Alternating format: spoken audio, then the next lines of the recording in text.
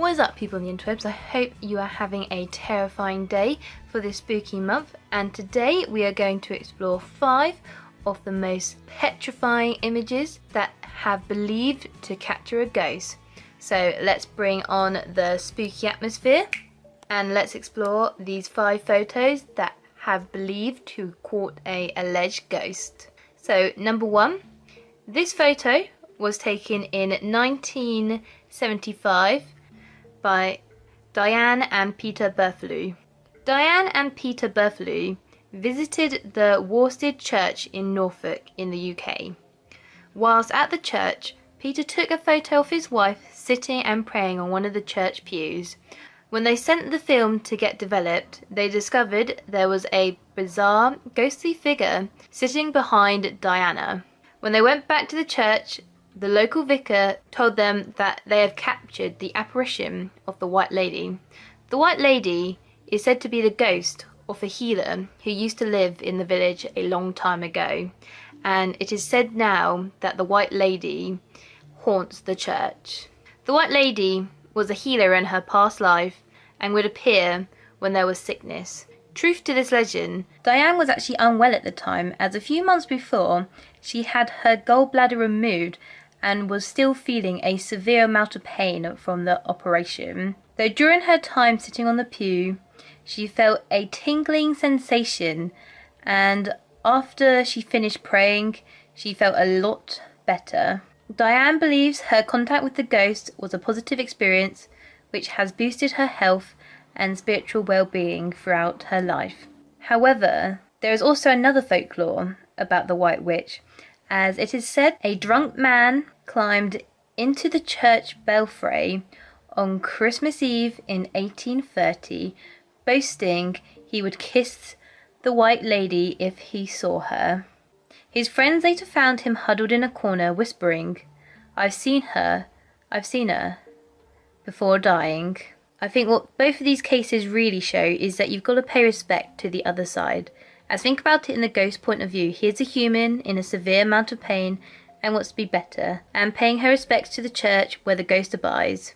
As the ghost was a healer in the past life, she would want to help the lady as she is being respectful to her surroundings. Where in the other tale, the guy is in a drunken state and is not being respectful to the surrounding location, and the ghost got angry due to this disrespect and killed him. More of the story, be respected to the ghost and its surrounding area. Moving on to the next one. James Courtney and Michael Meehan were crew members of the USS Watertown. They were cleaning a cargo tank off the oil tanker as it sailed towards the Panama Canal from New York City in December of 1924. Through a freak accident, the 2 men were overcome by gas fumes and were killed. The sailors were buried at sea off the Mexican coast. The next day, the first mate reported seeing the faces of the 2 men in the waves off the port side of the ship. They remained in the water for 10 seconds, then faded.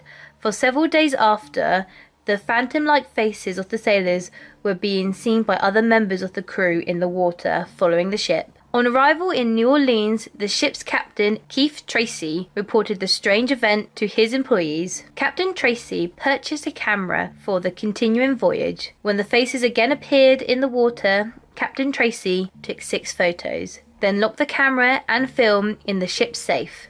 When the film was processed, 5 of the exposures showed nothing but sea foam, but the 6 showed the ghostly faces of the doomed seamen. The negatives were checked for fakery by the Burns Detective Agency.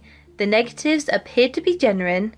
After the ship's crew had been changed, there were no more reported sightings of these ghostly figures. Moving on to number 3. This photo was taken during a paranormal investigation in Bachelor Grove Cemetery near Chicago by the Ghost Research Society on August 10th, 1991. Bachelor Grove Cemetery is said to be one of the most haunted cemeteries in America.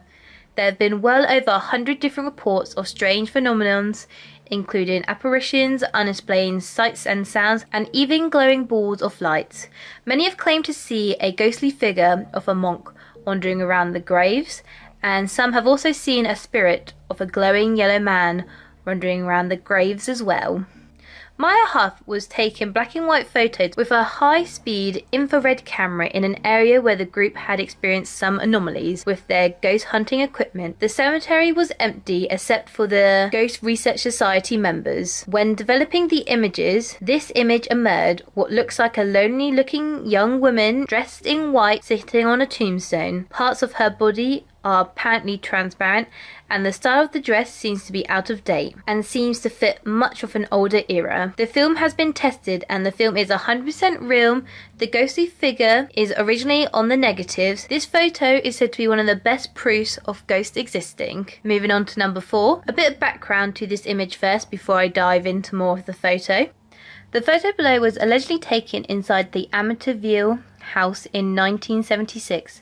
Amityville House is said to be a huge paranormal hotspot, as the Defoe family lived there for a while and were all murdered by one of the sons. Later, the Lutz family moved in and started to experience paranormal activity. They could no longer take the strange ongoings and moved out.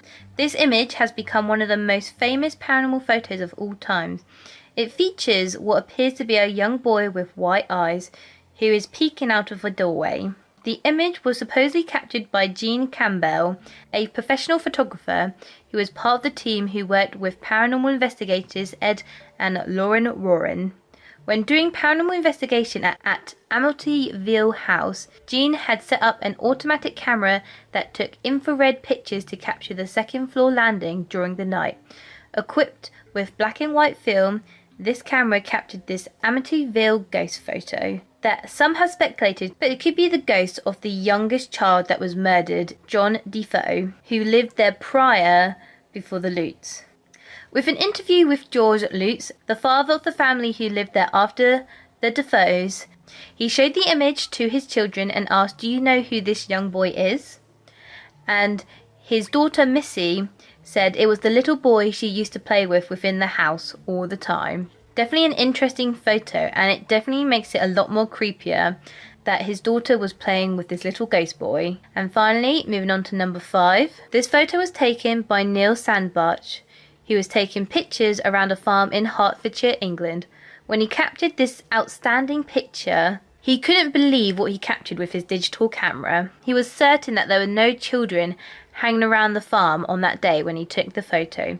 He later asked the farm owners if they had ever seen any supernatural experiences there, and the owner confirmed that they had witnessed the spectre of a boy in white nightclothes many times before. Personally, I find this photo a lot more creepier than the other ones, as this farm wasn't that far away from my university, so it's definitely very creepy in my perspective. But there you guys have it. Let's remove the spooky atmosphere. And those were 5 of the most terrifying images that have believed to captured a real ghost. But what do you guys think? Do you think these images have captured a ghost, or do you think it's something else? Let me know in the comments down below what you think, and also let me know if you've seen a ghost in real life as well, as I would love to know your spooky stories as well. And just remember guys, keep being spooky, keep being awesome, and I'll see you tomorrow for another spine chilling video. Bye!